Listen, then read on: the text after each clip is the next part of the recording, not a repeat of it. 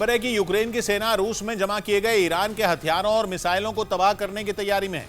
पश्चिमी मीडिया का दावा है कि यूक्रेन के शहरों पर कहर बरपाने के लिए रूस ने ईरान के घातक और ताकतवर हथियारों का जखीरा जमा कर रखा है और उन हथियारों से ही रूस यूक्रेन के शहरों पर आसमान से बमों की बारिश कर रहा है। क्राइमिया के कर्ज ब्रिज पर हुए हमले के बाद रूस ने ईरान के हथियार या यूं कहें कि ईरान के ड्रोन शाहिद 136 से कीव को निशाना बनाया था। उस वक्त पश्चिमी मीडिया ने दावा किया था कि इस आत्मघाती ड्रोन से रूस की सेना ने कीव पर 60 से ज्यादा मिसाइलें बरसाई थी।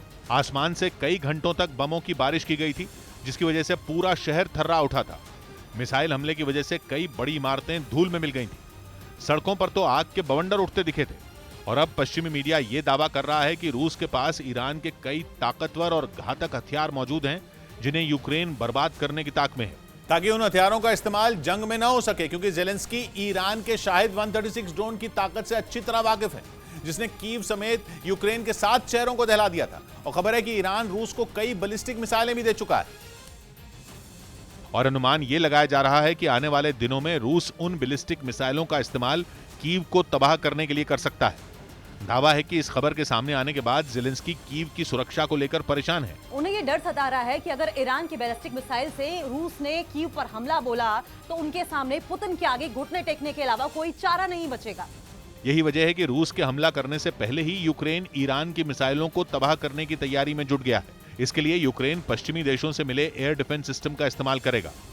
दावा किया जा रहा है कि एयर डिफेंस सिस्टम से यूक्रेन रूस में मौजूद ईरान की बैलिस्टिक मिसाइलों को उड़ने से पहले ही नेस्तनाबूद कर देगा। लेकिन यूक्रेन के लिए परेशानी यहीं खत्म नहीं होती दिख रही, क्योंकि बताया जा रहा है कि यूक्रेन के शहरों को खंडहर में तब्दील करने के लिए रूस ने ईरान से बड़ी संख्या में ड्रोन और रॉकेट खरीदने की भी डील की है।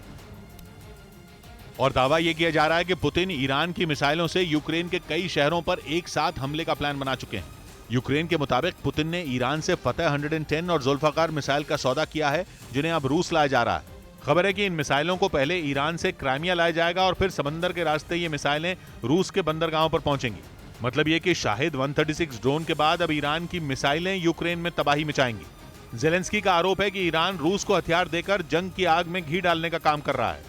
इसीलिए उन्होंने पश्चिमी देशों से ईरान को सबक सिखाने की अपील की, ताकि ईरान से रूस आने वाले हथियारों पर लगाम लगाई जा सके। खबर है कि यूक्रेन को अब बल्गेरिया से खतरनाक S-300 मिसाइल सिस्टम भी मिलने वाला है। ये वही मिसाइल सिस्टम है जिसके दम पर रूस यूक्रेन के कई लड़ाकू विमानों को मिट्टी में मिला चुका है, क्योंकि इसके अचूक निशाने का लोहा सारी दुनिया मानती है। माना जा रहा है कि इसके बाद से रूस की चिंता बढ़ गई है। जानकारी के मुताबिक इससे पहले यूक्रेन ने बल्गेरिया से MiG-25 और Su-25 लड़ाकू विमानों की मांग की थी। खबर है कि बल्गेरिया उसे सोवियत दौर के S-300 मिसाइल सिस्टम भी मुहैया कराने जा रही है, जिसकी जानकारी यूक्रेन की सेना के एक अधिकारी ने दी। यूक्रेन का दावा है कि बल्गेरिया उसे सोवियत दौर के कई हथियार भी मुहैया कराने वाला है, जिनमें खतरनाक मिसाइलें, मोर्टर और हवित्जर से दागने के लिए गोले भी शामिल हैं। दावा है कि यूक्रेन ने बल्गेरिया से जानबूझकर सोवियत दौर के हथियारों की मांग की, ताकि रूस को उसी के पैंतरे में फंसाया जा सके।